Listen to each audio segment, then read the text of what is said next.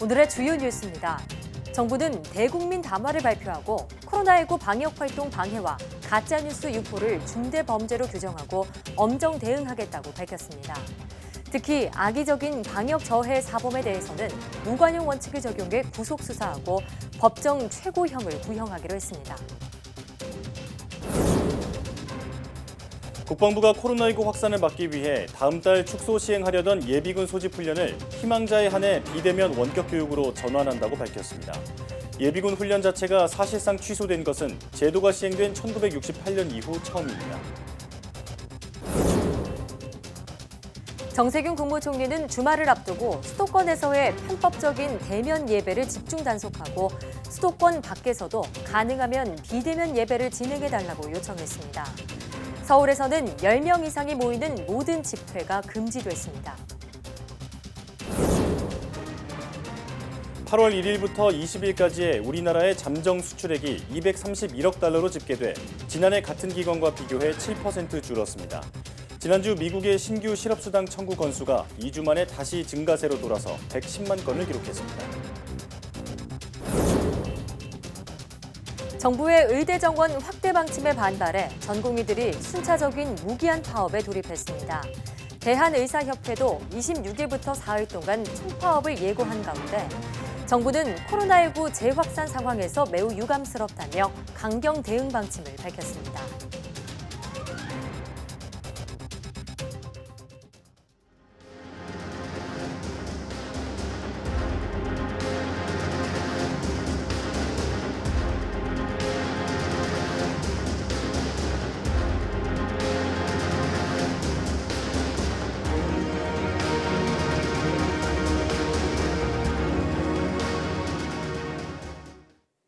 여러분 안녕하십니까? 사이언스 투데이입니다.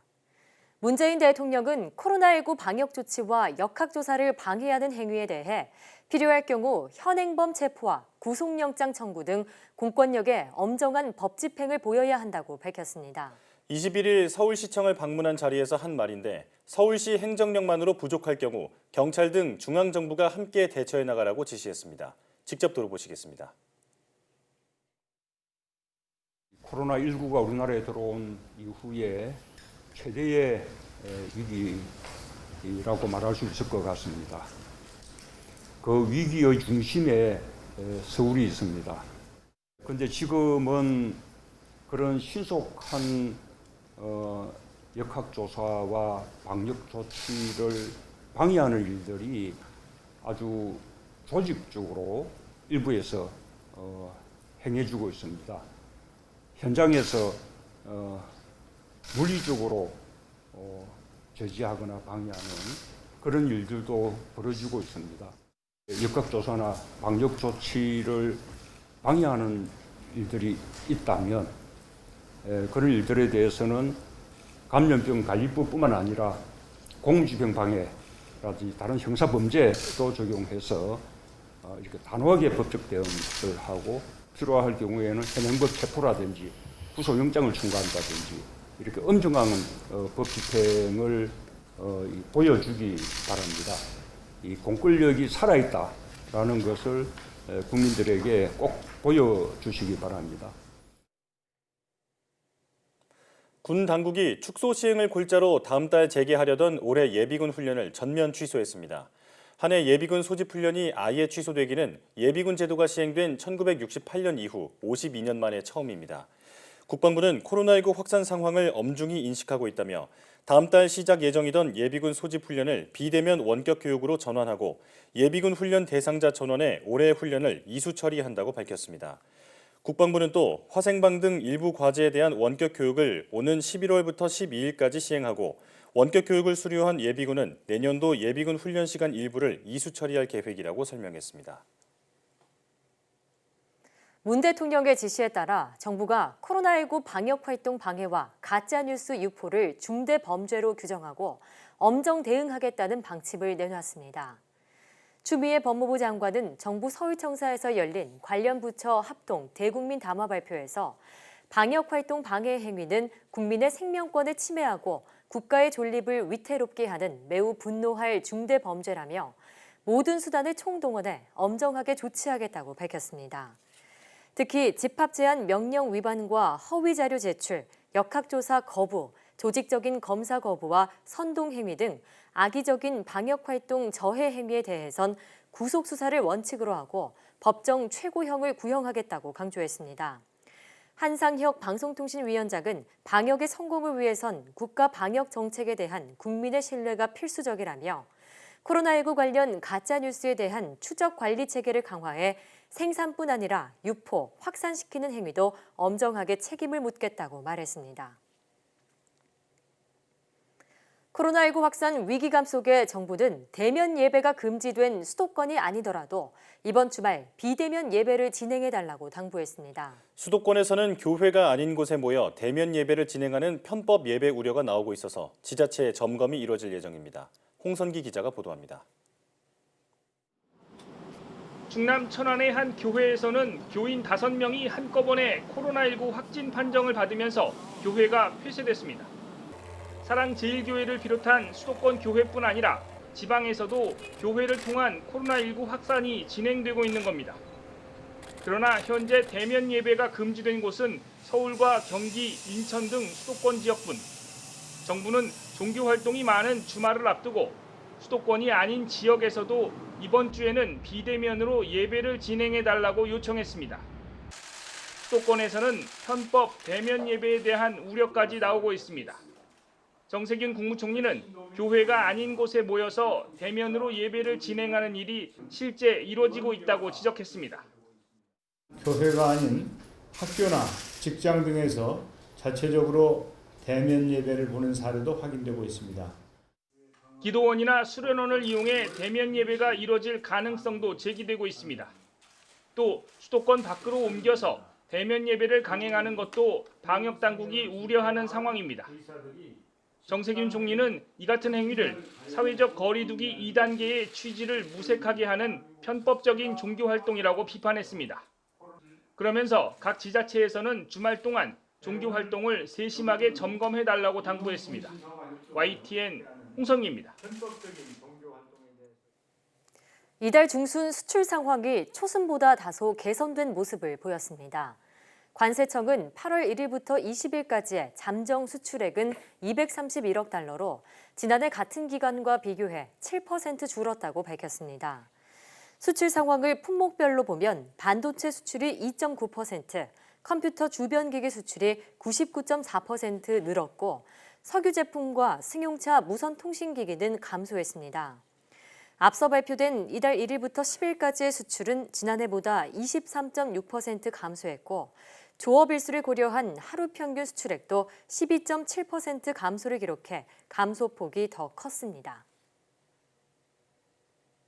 코로나19 재확산으로 경기 위축 우려가 커지는 가운데 여당인 더불어민주당이 2차 재난지원금 검토에 나섰습니다. 민주당 김영진 원내수석 부대표는 YTN과의 통화에서 8.15 집회 이후 코로나19 확산세 속에 소비와 경제가 급격하게 위축돼 대책이 필요하다며 당 정책위원회에서 2차 재난지원금 관련 상황을 점검하기로 했다고 말했습니다.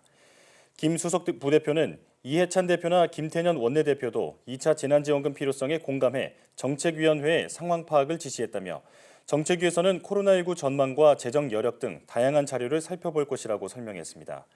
또 다음 주 예정된 당정협의회에서도 관련 논의를 할 것이라고 말했습니다. 대구시가 추석 전까지 2차 생계자금인 대구희망지원금 10만 원을 시민 모두에게 지급합니다. 소득 수준에 따라 선별 지급했던 1차 때와는 달리 지난달 31일 기준으로 대구에 주민등록을 둔 시민이면 받을 수 있습니다.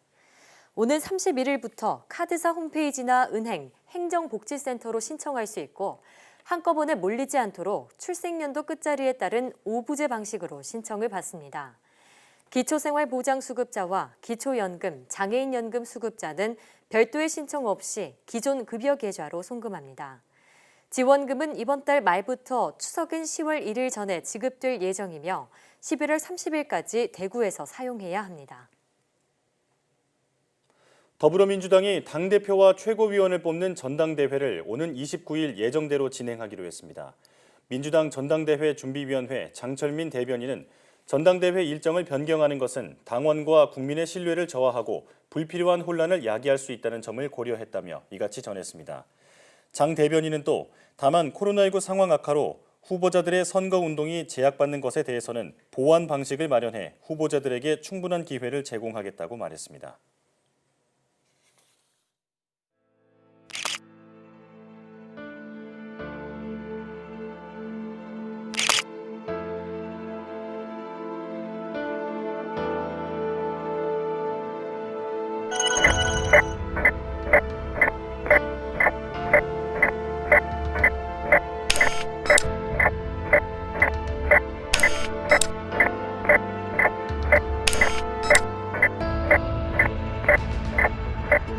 Three, two, one.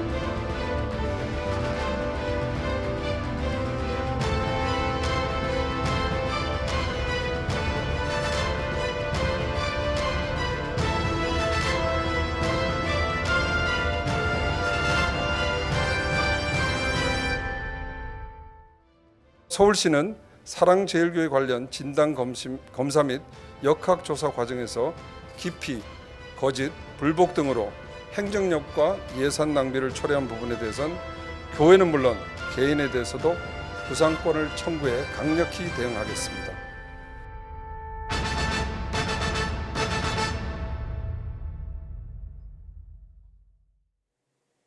코로나19 감염이 확산하자 가벼운 비말 차단용 마스크 대신 KF80이나 94와 같은 보건용 마스크를 찾는 사람들이 늘고 있습니다. 최근 판매량이 2배 가까이 늘었다고 합니다. 박기환 기자가 보도합니다.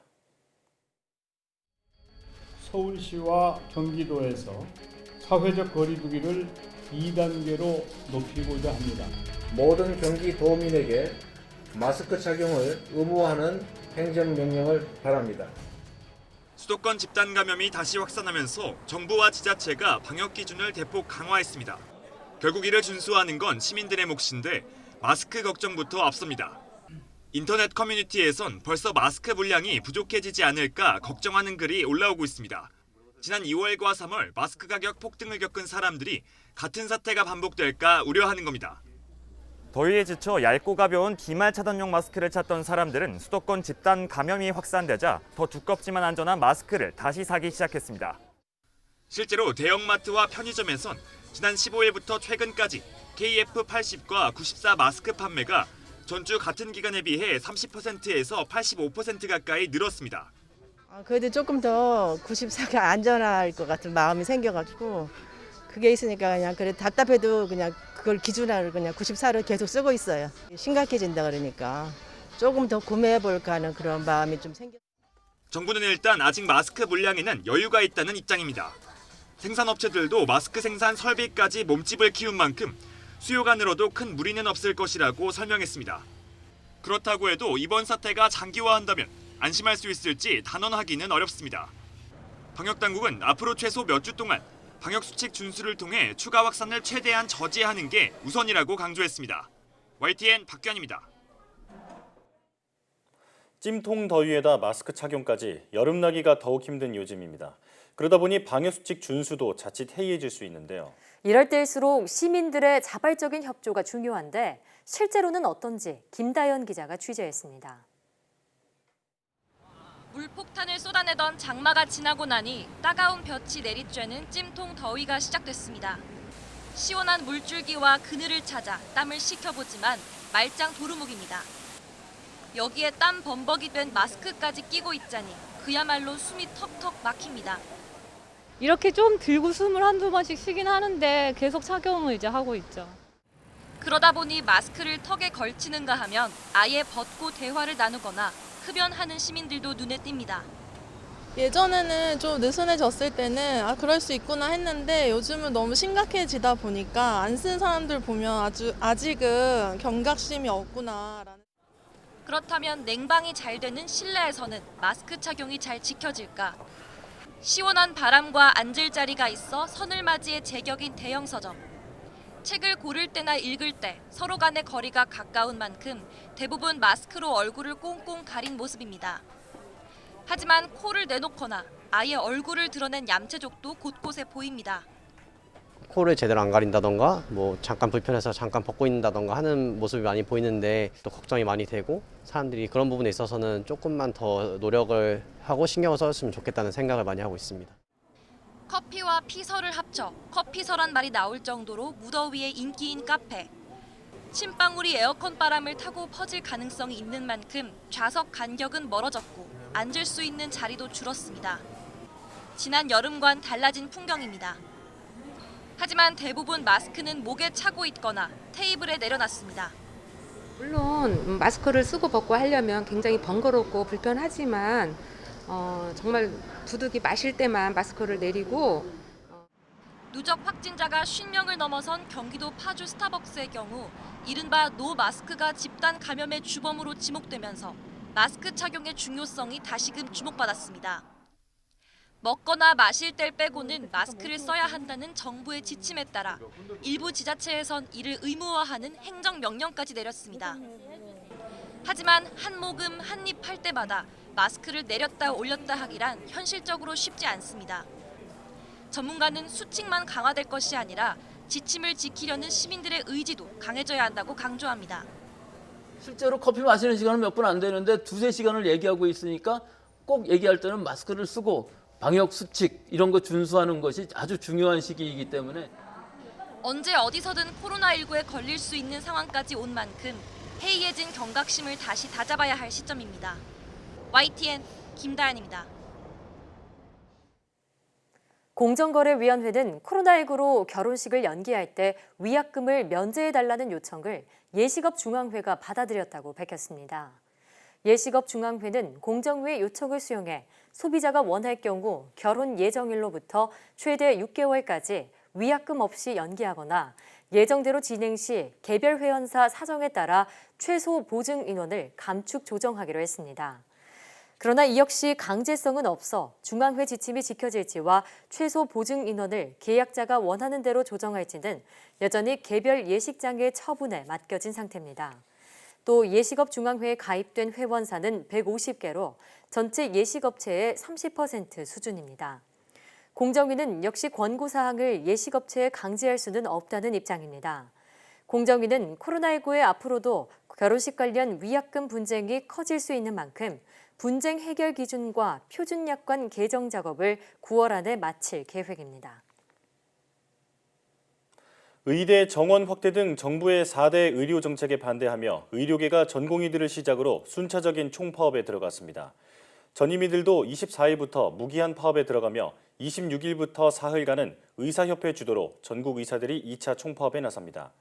각 대학병원은 일단 지난 7일과 14일 파업에 준해 교수와 파업에 참여하지 않는 전임의 중심으로 대체 업무를 보게 하고 급하지 않은 수술과 진료 일정을 조정하는 등 비상체제를 가동했습니다.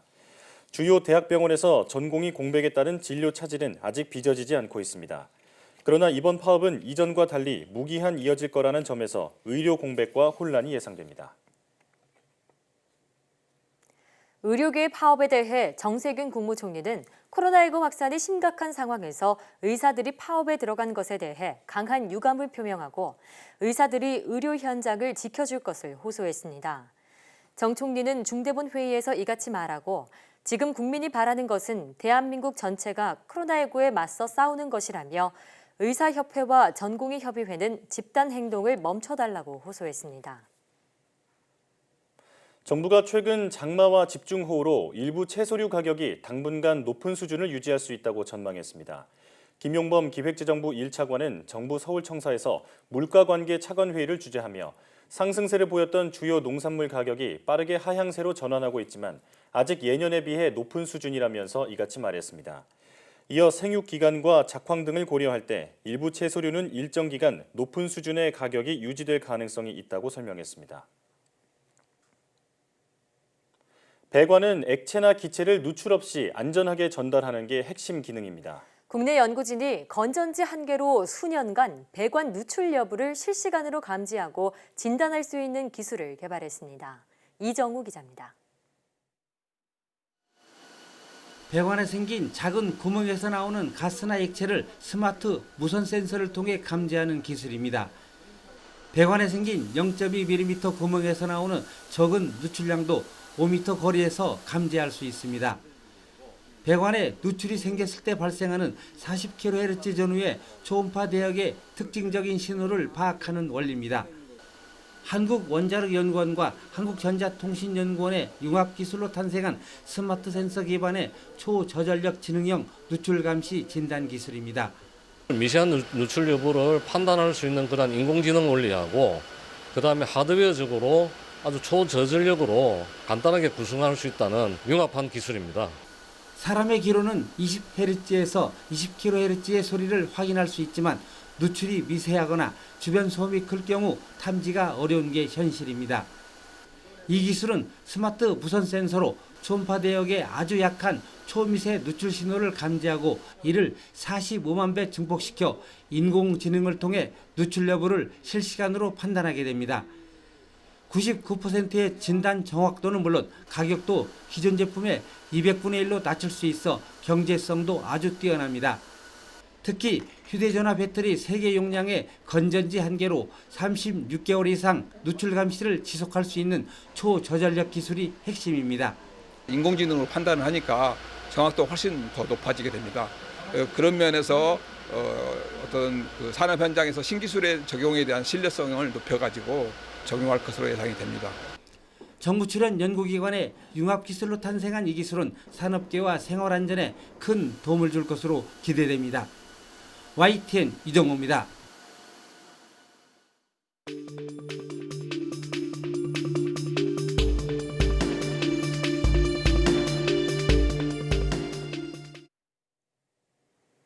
코로나19가 2차 대유행 조짐을 보이면서 각국이 백신 확보에 사활을 걸고 있습니다. 정부도 국제협력과 민간기업 개별 협상 등을 통해 백신 확보 전략을 발표했는데요. 고려대학교 약학대학 김정기 교수 전화로 연결해서 자세한 이야기 들어보겠습니다. 교수님 나와 계십니까? 네, 안녕하세요. 네, 21일 기준 코로나19 일일 환자 수가 지난 3월 8일 이후 처음으로 300명대를 넘어섰습니다. 현재 상황부터 진단해 주시죠. 글쎄요, 최근 국내 상황을 보면 8월 13일 이전까지는 30명에서 50명대의 일일 확진자가 나온 반면에 8월 14일부터 급증하면서 현재는 말씀하신 것처럼 300명대를 나타내고 있거든요. 네. 완화되기보다는 더 확산되는 경향성을 보이고 있고 더군다나 광화문 집회발 전파도 계속 늘어나는 경향성을 보이고 있습니다. 더군다나 확산 범위도 전국 11개 시도로 확산되는 추세를 보이고 있기 때문에 더군다나 또 최근에는 확진자가 나오지 않았던 지역까지도 환자가 나오고 있거든요. 예. 이런 점차 증가하고 있는 추세다 보니까 다음 주에도 이러한 경향성은 계속 지속되지 않을까 이렇게 생각을 하고 있습니다. 따라서 더 늦기 전에 3단계로 전환하는 게 조기에 이 상황을 진정시키는 데 더 효율적이지 않을까 이런 생각을 가지고 있고요. 네. 오히려 망설이면 그 최악의 상황을 피할 수 있는 골든타임을 놓칠 가능성도 있다 이렇게 생각하고 있습니다. 네, 3단계 격상이 필요한 시점이라고 말씀하셨고요. 자, 이런 가운데 정부가 국민의 70%가 접종 가능한 백신 분량을 확보하기 위해 글로벌 제약사 등과 협의를 진행 중이라고 밝혔습니다. 자, 이를 위해서는 어떤 전략이 필요할까요? 실제로 오늘 그 범정부지원위원회 5차 회의가 있었는데 여기서 다양한 코로나19 관련해서 다양한 논의가 있었습니다. 그래서 국내의 어떤 백신 공급에 관한 논의도 있었는데 일단 두 가지 전략을 정부는 가지고 있는 것 같고요. 첫 번째가 코백스라고 하는 이게 그러니까 코로나19 백신의 분배와 공급을 국제적으로 협력해서 공동구매 배분하는 방식이거든요. 네. 그래서 이 진행 절차를 보면 지난 6월 3일에 코백스 가입 의향서를 우리나라에서 제출을 했고요. 그리고 8월 말까지 참여 의향 확인서 제출을 해야 되는 일정이었습니다. 그래서 이번 5차 회의 때 이러한 논의가 있었고 여기에 참여하는 걸로 확정이 됐습니다. 그래서 우리 국민의 한 20% 정도에 해당되는 그 백신 물량을 확보할 수 있는 방안은 일단 마련이 됐고요. 네. 실제로 이 자연 감염이 아니라 백신에 의한 그 집단 면역이 형성되기 위해서는 그러니까 우리나라 인구의 한 50에서 80% 사이는 항체를 가지고 있어야 되거든요. 네. 그러다 보니까 나머지 물량은 이제 개별 제약사들과 협상을 통해서 확보하는 방향을 추진하기로 이렇게 결정을 했다라고 보도자료가 나와 있는데 네. 일단 코백스 부분은 참여하기로 확인됐으니까 그 부분은 배제하고 나머지 개별 기업 협상 추진 같은 경우에는 아직 물론 모더나나 아스트라제네카나 뭐 존슨앤존슨이나 임상 3상 단계를 추진을 하고 있기 때문에 네. 그 결과는 지켜봐야 되겠습니다. 아직 유효성과 안전성이 완전히 확보가 안 돼 있는 상황에서 성급하게 또 우선 공급 계약을 맺기는 다소 좀 부담스러운 부분이 있거든요. 그래서 이런 부분을 잘 정보들을 확인을 해나가면서 공동 개발이라든가 뭐 국제 공급 부분의 협력 부분을 좀 추진을 해야 되지 않을까 이런 생각을 가지고 있습니다. 네. 이 정부가 다방면에서 백신을 구하기 위해서 노력하고 있습니다. 자, 정부가 만약 백신이 들여온다면 백신 접종 대상자 우선순위를 어떻게 할 것인지 정했습니다. 1단계로 보건의료인과 사회 필수시설 종사자 그리고 건강 취약계층에게 우선 접종하고 2단계로 성인과 아동에게 접종할 계획인데요. 적절하다고 보십니까? 일단은 크게 단계별로 봤을 때는 1, 2단계로 나눠서 지금 말씀하신 대로 보건의료인이라든가 아니면 뭐 노인분들, 그 기저질환자들, 뭐 군인들 이렇게 대상으로 해가지고 먼저 공급을 하는 거는 맞다라고 보고요. 나머지 여유가 있을 경우에 2단계로 성인과 아동 등 일반적인 국민을 대상으로 공급을 하는 건 맞는데 예. 일단 문제는 뭐냐면 우리가 백신이 개발되고 국내로 들여오거나 아니면 국내 자체 개발도 마찬가지입니다. 이 백신이 공급되는 데는 시차가 있거든요. 네. 그러다 보니까 물량에 좀 한계가 있어서 지금 크게 1, 2단계로 구분하는 거는 다소 무리가 있다. 과거에 우리가 코로나19가 많이 유행을 할 당시 그 당시에 마스크 대란이 있지 않았습니까? 만약에 국민들이 공급된 백신을 다 접종을 희망한다라고 가정을 하면 마찬가지 상황이 발생할 수도 있거든요. 그러다 보니까 1단계도 그렇고 2단계도 그렇고 어떤 시나리오를 가지고 단계를 또 다시 세분화할 필요가 있겠다. 그래야지 국민들 사이에 혼선이나 혼란이 없을 것 같다. 이런 생각을 가지고 있습니다. 예. 자, 정부는 또 현재 백신 임상 일상에 돌입한 제넥슨을 비롯해서 국내 3개 기업의 백신 개발을 지원하기로 했습니다. 관건은 이들 백신의 중화 항체 형성 여부일 텐데요. 교수님께서는 어떻게 전망하고 계십니까? 글쎄요, 지금 말씀하신 3개 기업 같은 경우에 국민들도 많이 들으셔서 잘 아시고 계신 제넥신이 지금 임상을 진행을 하고 있거든요. 네. 그리고 SK바이오사이언스나 진원생명과학의 백신도 지원을 하겠다라는 얘기를 실제로 아까 말씀드린 범정부 지원위원회 5차 회의에서 언급이 있었습니다. 근데 이들 기업들 글쎄 아직 임상시험을 그러니까 제넥신 같은 경우에는 임상시험을 진행 중인 상황이고 결과가 아직 명확히 안 나왔고요.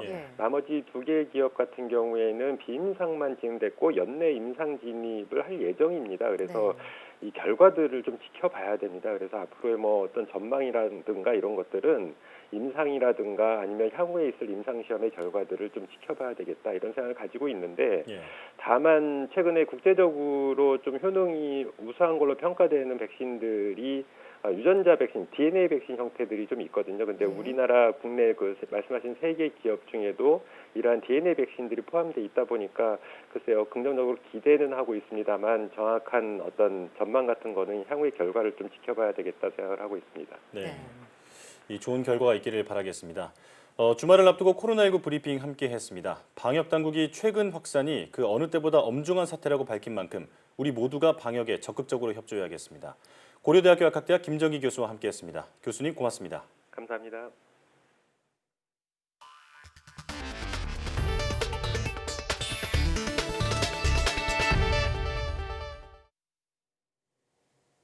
미국 제약사 존슨앤존슨이 다음 달부터 코로나19 백신의 3상 임상시험에 들어간다고 CNBC 방송 등이 보도했습니다. 이번 시험은 미국과 복수의 다른 나라에 걸쳐 총 180곳에서 최대 6만 명의 건강한 성인을 대상으로 진행됩니다. 존슨앤존슨의 3상 임상시험은 세계 최대 규모가 될 전망입니다.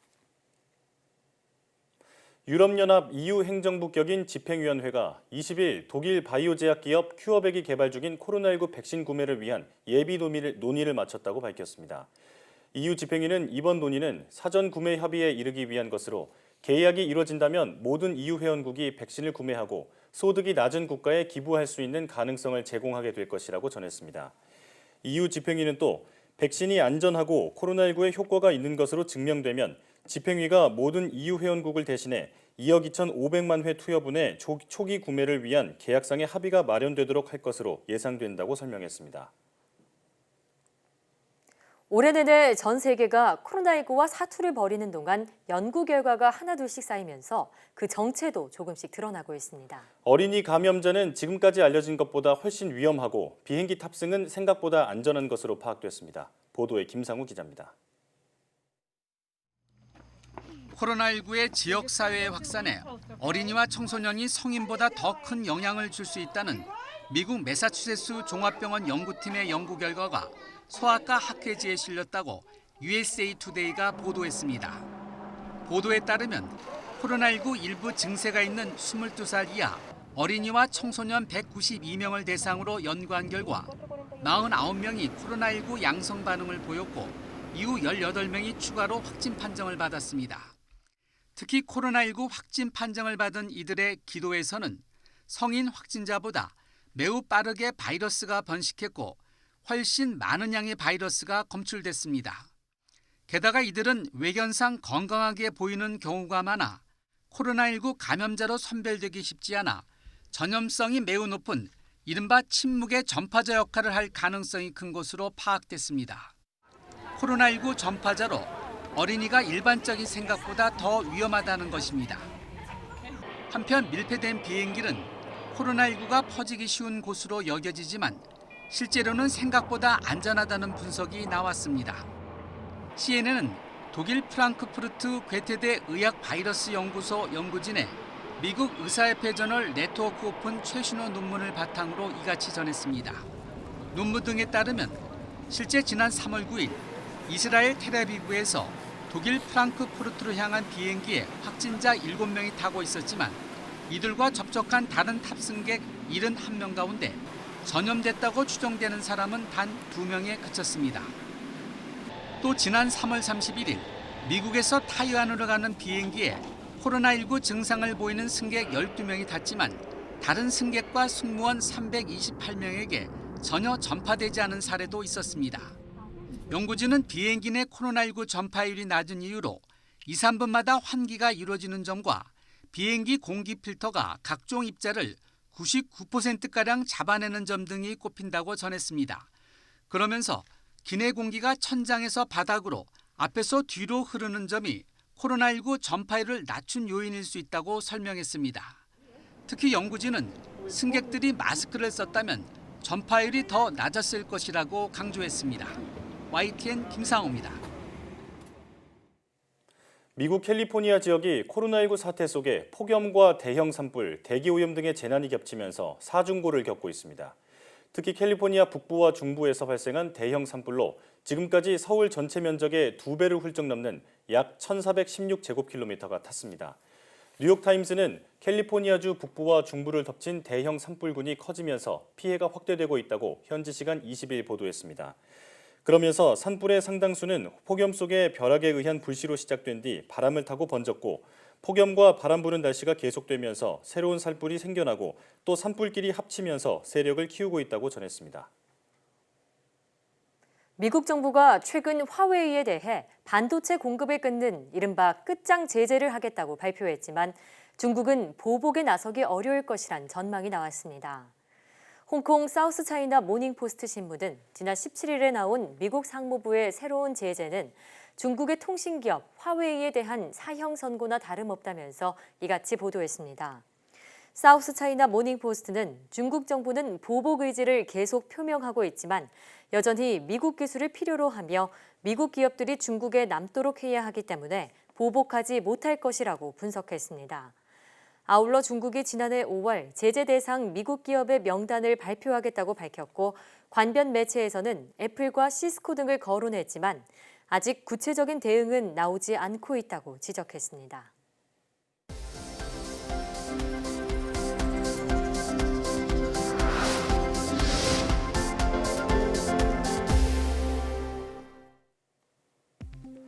코로나19 확산에 따라 정부가 종교단체의 온라인 종교 활동을 한시적으로 지원합니다.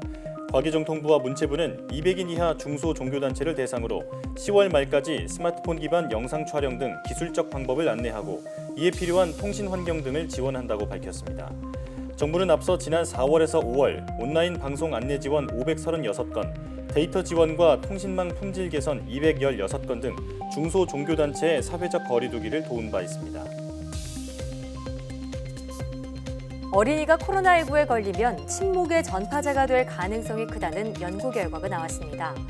미국 매사추세츠 종합병원과 어린이 종합병원 연구진은 코로나19 감염이 의심돼 병원을 찾은 0세에서 22세 사이 아동과 청소년 190여 명을 조사한 결과 이같이 나타났다고 밝혔습니다.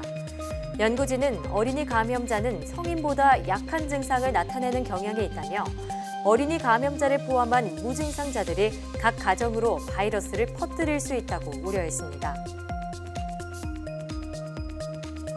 크리스탈 지노믹스가 개발 중인 혈액암 신약 후보 물질에 대한 호주 특허를 취득했다고 밝혔습니다.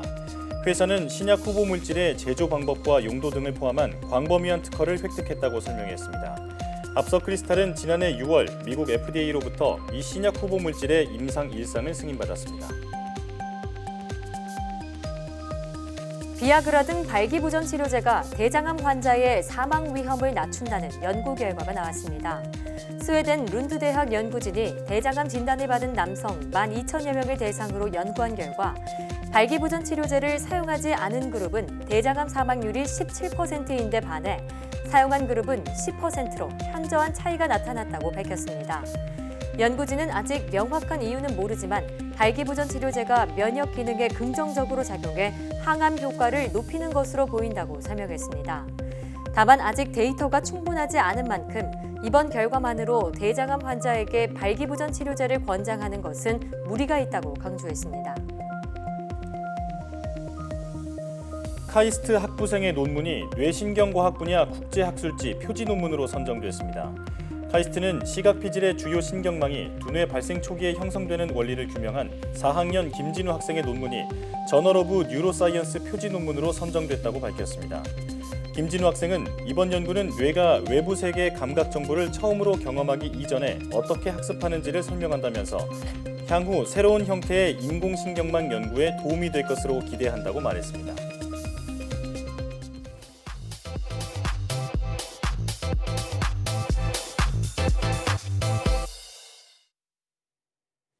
과학에 대한 모든 궁금증을 풀어주는 궁금한 헬스 시간입니다. 스트레스 해소를 위해서 매운 음식을 찾으시는 분들 많으시죠? 매운 음식과 스트레스 해소에는 도대체 어떤 관련이 있는 걸까요? 매운맛에 중독되는 비밀에 대해 지금 바로 화면으로 만나보시죠.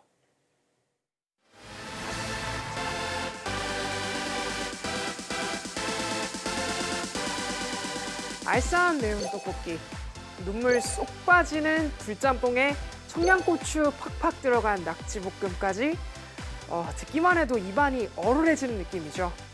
이열치열, 화끈한 매운맛을 좋아하시는 분들이 참 많은데요. 우리는 왜 매운맛에 중독되는 걸까요? 우선 매운맛의 정체에 대해서 알아보겠습니다. 매운맛을 내는 성분은 크게 4가지로 마늘이나 양파에 들어있는 알리신, 후추에 들어있는 피페린, 겨자나 고추냉이에 들어있는 시니그린, 고추에 들어있는 캡사이신으로 나눌 수 있습니다. 매운맛은 단맛이나 신맛 같은 미각과 달리 혀에서 통각으로 느끼는 감각인데요. 촉각의 말초신경을 자극해 느껴지는 통증의 일종이죠.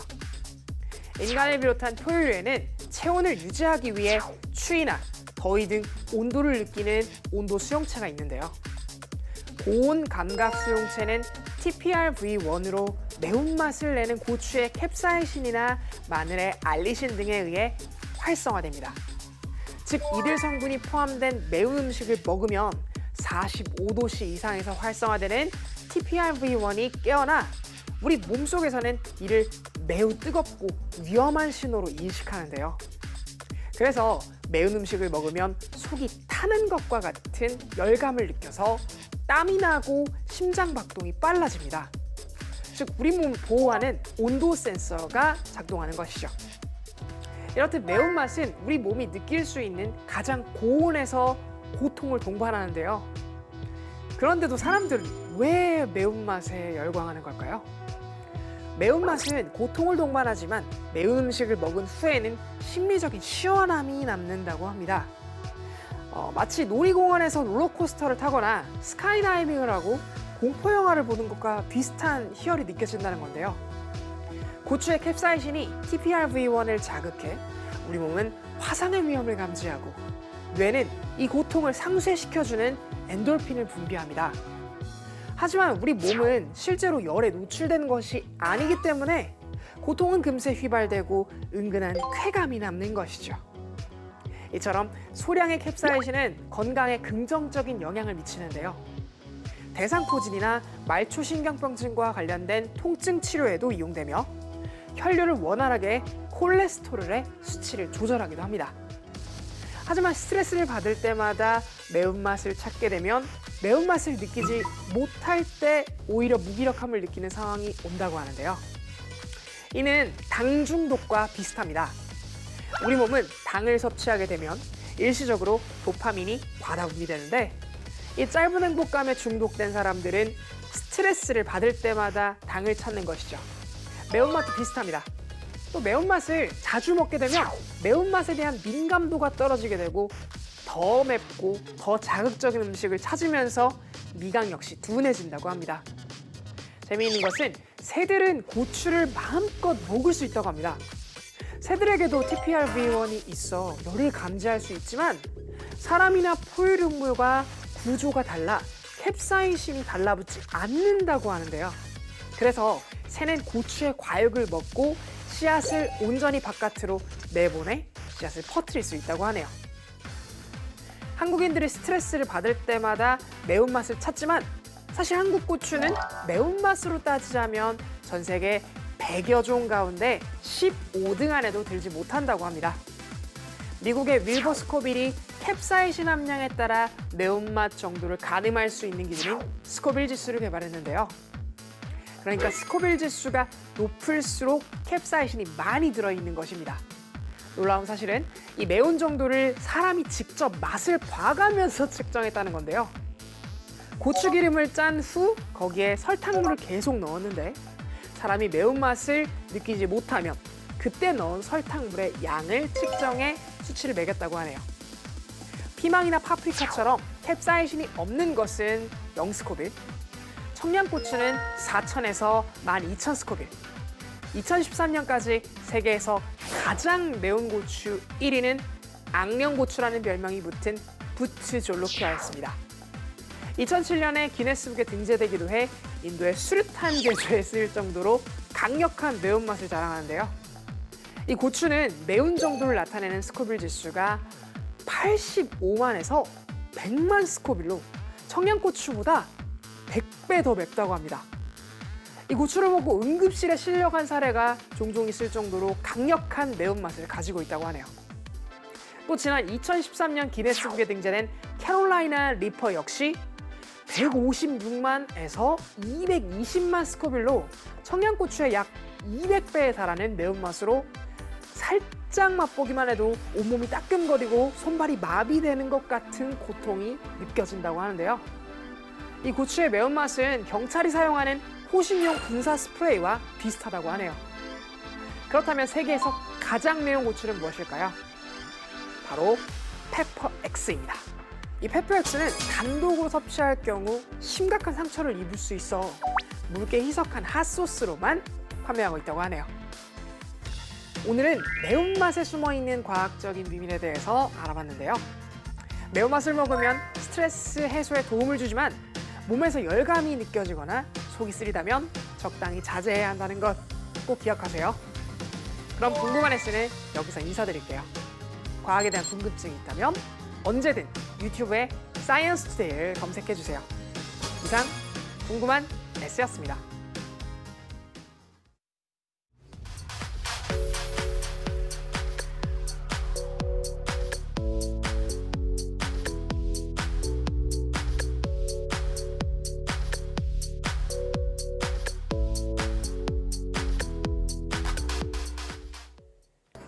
코로나19가 수도권을 넘어 전국으로 퍼지고 있는 가운데 주말을 앞두고 방역당국의 비상이 걸렸습니다. 이에 정부는 수도권 교회에서의 대면 예배를 금지했고 예비군 훈련도 사상 처음으로 전면 취소했습니다. 또 주말 동안 사태가 악화하면 거리 두기 단계를 3단계로 격상할 가능성도 있습니다. 이번 주말이 고비입니다. 공든탑이 무너지지 않게 국민 모두가 경각심을 갖고 마스크 착용과 거리 두기 등 방역 수칙을 철저히 지켜야겠습니다. 사이언스 투데이 오늘 저희가 준비한 소식은 여기까지입니다. 함께해 주신 여러분 고맙습니다.